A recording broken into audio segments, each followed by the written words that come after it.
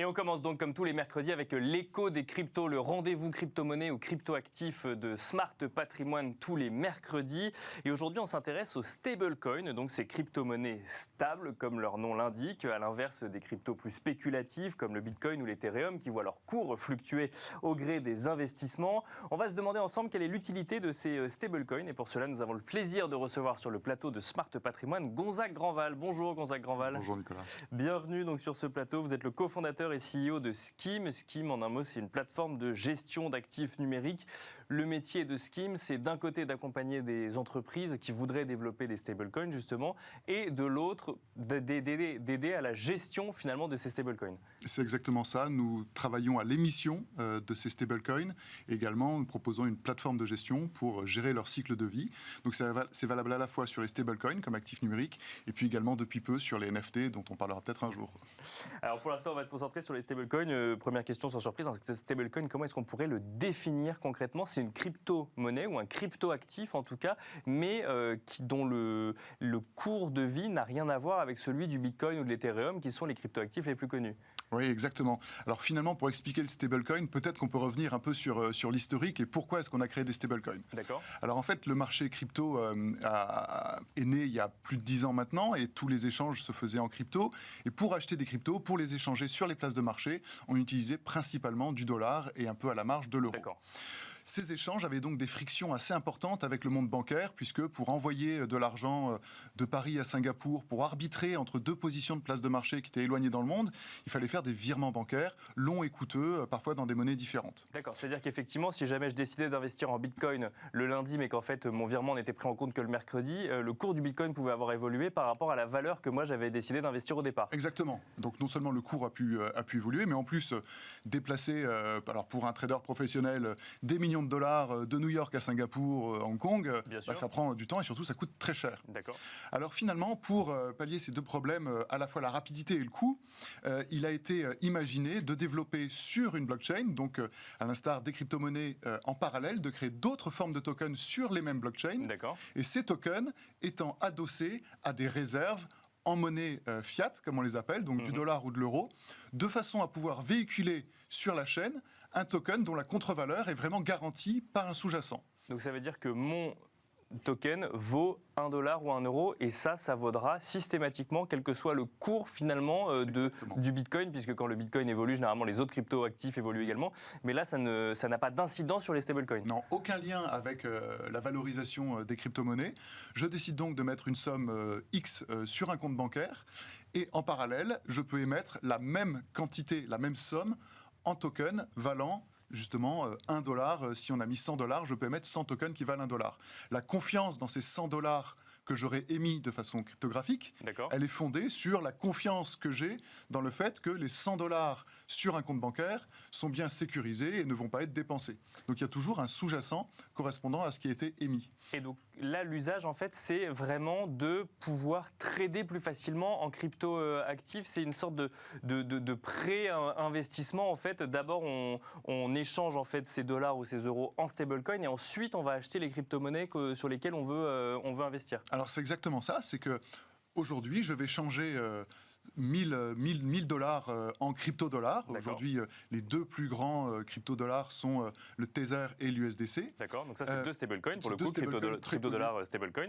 Deux stablecoins crypto-dollars réputés. Donc je change 1000 dollars en 1000 USDT. Et avec ces 1000 USDT, je vais pouvoir envoyer l'argent sur n'importe quelle place de marché qui accepte ce crypto-dollar. Et en l'occurrence, quasiment toutes les places de marché l'acceptent. Ce transfert va être quasiment instantané, ne va rien me coûter, sera irrévocable et donc sera très simple à opérer pour un trader ou un acteur du monde crypto. Il faut savoir qu'aujourd'hui, près de 98 ou 99% des échanges de crypto-monnaies ne se font plus contre du dollar, mais contre du crypto-dollar. D'accord. Le dollar a complètement disparu des échanges de crypto-monnaies au profit des crypto-dollars, puisque, encore une fois, on limite l'adhérence avec le monde bancaire.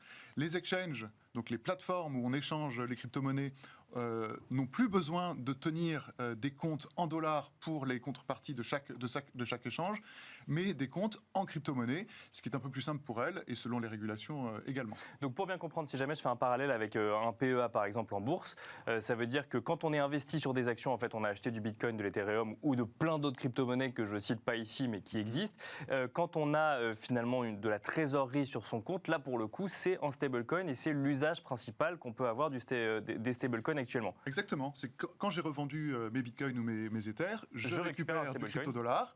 Je peux les convertir en dollars si je veux, donc je refrotte avec le monde bancaire, ou je reste en crypto-dollar, et ça se conserve de la même façon qu'une crypto-monnaie, c'est-à-dire sur un ledger ou sur une place de marché, et ensuite je peux les envoyer à droite ou à gauche pour les réinvestir ailleurs dans une autre... Et c'est là où on se posera peut-être la question des autres usages qu'on peut faire avec ces stablecoins. Juste avant, moi j'aimerais quand même essayer de comprendre comment ils sont construits, puisque ça veut dire que quoi qu'il arrive, quel que soit le cours de l'euro ou le cours du dollar, si on reste sur l'exemple dollar, un stablecoin donc de ceux que vous nous avez donnés, c'est quoi Tether par exemple? Alors, Tether c'est du dollar, oui. Tether, voilà, donc un Tether est systématiquement égal à $1, peu importe le cours du dollar également. C'est-à-dire que ça ne bouge pas par rapport au cours des cryptoactifs, mais ça suit le cours du dollar quoi qu'il arrive. Oui, c'est toujours $1. D'accord. Alors on peut dire que ça vaut toujours $1. La réserve qu'on peut mettre à cette assurance, c'est la confiance qu'on va avoir dans le sous-jacent. D'accord. Donc Tether, en l'occurrence, c'est une capitalisation de près de 80 milliards de dollars. D'accord. C'est-à-dire que théoriquement,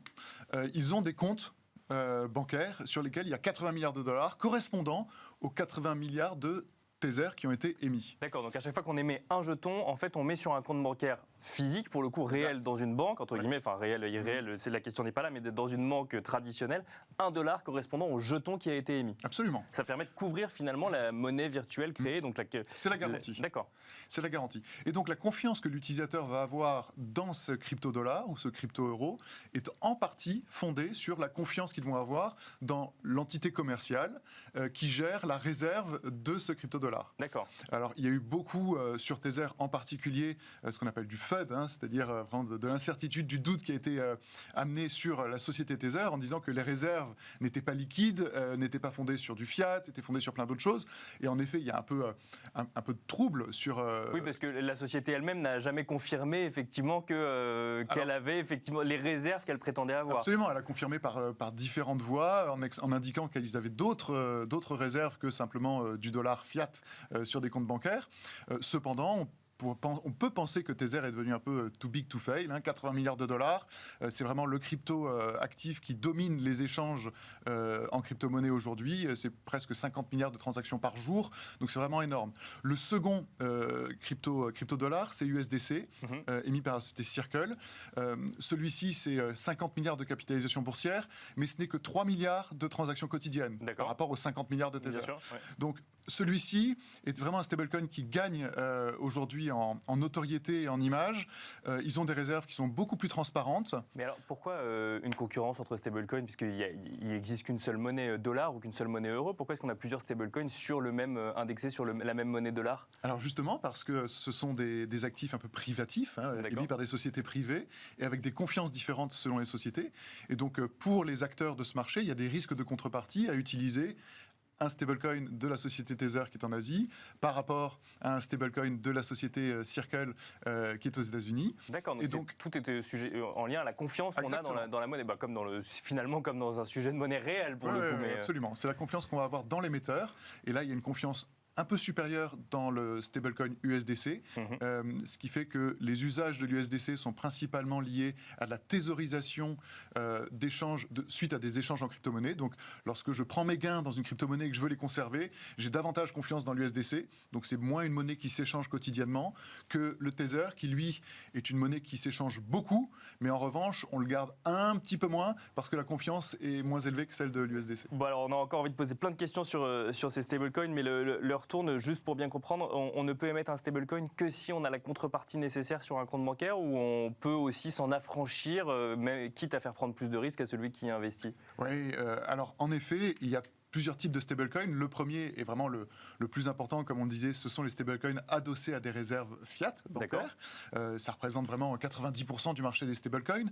Ensuite, on a des stablecoins qui sont baqué, enfin dont le sous-jacent sont des crypto-monnaies. D'accord. Et donc ceux-là sont surcollatéralisés. C'est-à-dire que pour avoir 1000 dollars de stablecoin, je vais mettre, disons, 1500 dollars en Ether sur un compte séquestre en crypto-monnaie. Pour se prémunir de la variation du cours de l'Ethereum. Pour se prémunir de la variation du cours. Ouais.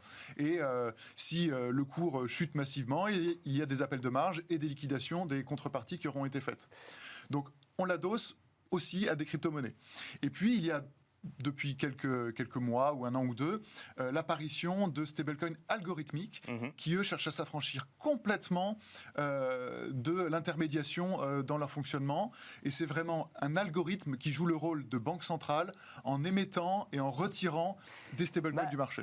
Justement, ça amène à la question que je me posais, c'est est-ce que du coup ces stablecoins sont aussi décentralisés que la finance décentralisée le promet en théorie? Puisque du coup, là, on passe par quelqu'un qui va systématiquement vérifier, assurer un risque de contrepartie. Donc on recentralise finalement ces monnaies, ces stablecoins. Oui, alors je pense qu'il faut voir la tendance. La tendance qu'introduit le phénomène des blockchains, c'est la tendance à la décentralisation. Sur le chemin de la décentralisation, il y a beaucoup d'initiatives qui ont des points de compromission, qui sont des points centralisés. Aujourd'hui, Bitcoin, par exemple, est complètement décentralisé. Tether est centralisé parce qu'il y a une société. Et puis ça peut être le cas avec d'autres crypto-monnaies, avec d'autres stablecoins qui sont souvent centralisés par un émetteur qui a un compte bancaire ou qui a une société. Mais la tendance est de travailler, en tout cas, puisque les solutions ne sont pas encore très très grand public, mais de travailler le plus possible à décentraliser et à avoir des systèmes complètement protocolaires, algorithmiques, qui s'affranchissent de tous les tiers de confiance. Alors c'est pas facile, parce que ça demande vraiment des ajustements très fins pour concevoir ces produits et les entretenir sur le marché, mais c'est une tendance très profonde du marché. Bon, alors il nous reste quelques secondes vraiment, Gonzague Grandval. On a parlé des autres usages, donc là on a parlé du trading. Une fois qu'on se retrouve avec ces stablecoins sur son compte bancaire, qu'est-ce qu'on peut en faire, si ce n'est que de les repasser en dollars? Il y a d'autres usages qu'on peut imaginer avec les stablecoins? Oui, alors évidemment, tout le monde pense rapidement au paiement, le paiement électronique. Et en effet, alors on va utiliser les gros mots, le Web3 et toutes ces choses-là, mais le métaverse, les NFT, voilà. Arriver dans ce monde qui est purement numérique, qui a très peu de lien avec le monde physique, on va commencer à s'échanger des actifs qui sont des actifs numériques. Donc on va échanger des NFT, on va échanger ces fameux parcelles de cadastre de monde décentralisé. Tous ces échanges vont se faire en crypto-monnaie. Alors ou bien ils se font en crypto-monnaie native, donc, ou en stablecoin. Ou en stablecoin, ce qui va permettre une meilleure lisibilité des transactions et savoir que je vais pouvoir acheter un NFT 100 $ ou 1000 $ plutôt que 0,37 Ether. Donc ça va commencer à arriver dans ce type de transaction. On verra plus tard leur arrivée dans le monde physique, retail. C'est tout à fait possible. Il y a de nombreux projets qui vont pousser dans cette direction. Je rappelle, on avait déjà parlé une fois. On en avait parlé la dernière fois, effectivement. Bon, là, on n'a plus du tout le temps, mais aller dans ce monde-là. On avait parlé du LUG, mais on pourra reparler peut-être effectivement des NFT ou du lien entre les deux. Merci beaucoup, Gonzague Grandval. Je rappelle que vous êtes cofondateur et CEO de Scheme. Et quant à nous, on se retrouve tout de suite dans Enjeu Patrimoine.